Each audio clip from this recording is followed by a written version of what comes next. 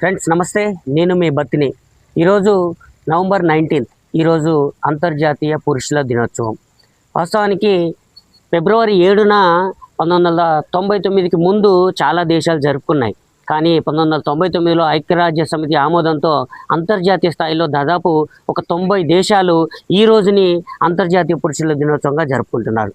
వాస్తవానికి అంతకుముందు ఎప్పటి నుంచో మన ప్రపంచం మొత్తం మీద కూడా మాతృ దినోత్సవం ఉంది, పితృ దినోత్సవం ఉంది, మహిళా దినోత్సవం కూడా ఉంది.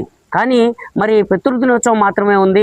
మరి పెళ్లి కాని యువకుల కోసం లేదా మిగతా అంటే పిల్లలు లేని వాళ్ళ కోసం మరి ఎలా అని చెప్పేసి ఒక క్వశ్చన్ రైజ్ అయితే దానిలో భాగంగా ఈ పురుషుల దినోత్సవాన్ని కూడా ప్రారంభించడం జరిగింది.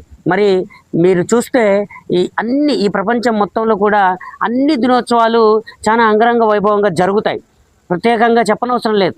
సరే, అది పితృ దినోత్సవం జరుగుతుంది, మాతృ దినోత్సవం జరుగుతుంది, ఇంకా చెప్పాలంటే మహిళా దినోత్సవం ఇంకా అంగరంగ వైభవంగా జరుగుతున్నాయి. కానీ ఈ పురుషుల దినోత్సవంలో మాత్రం ఎక్కడ కూడా పెద్దగా అంటే పురుషులే చేసుకోలేరు కాబట్టి మరి ఎవరు చేయాలా, ఎవరికి చేయాలా, అసలు ఏంటి ఈ దినోత్సవం యొక్క ప్రత్యేకత ఏంటి అనేది కూడా ఒకసారి తెలుసుకుంటే మన చుట్టూ మన సమాజంలో ఎవరైతే ఈ సమాజ సేవ కోసం, ఈ సమాజ హితం కోసం, ఒక మంచి కోసం పాటుపడే పురుషులు ఎవరైతే ఉన్నారో అలాంటి వాళ్ళని ఈరోజు గౌరవించుకోవాల్సిన అవసరం ఉంది. కాబట్టి ఈసారి కాకపోయినా నెక్స్ట్ సారికైనా చాలామంది దీని మీద ఒక అవగాహన రావాలా.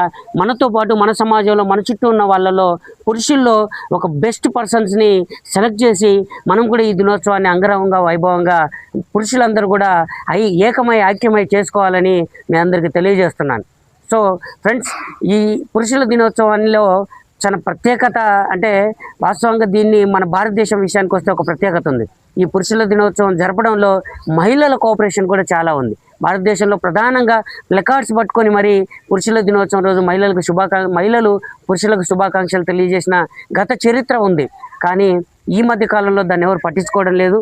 సో ఫ్రెండ్స్, వన్స్ అగైన్ పురుషులందరికీ నా తరపున మీ అందరికీ మీకు అందరికీ కూడా అంతర్జాతీయ పురుషుల దినోత్సవ శుభాకాంక్షలు తెలియజేస్తూ నెక్స్ట్ సంవత్సరం మనం అందరం కలిసి దీన్ని ఘనంగా జరుపుకోవాలని తెలియజేస్తూ థ్యాంక్ యూ వెరీ మచ్.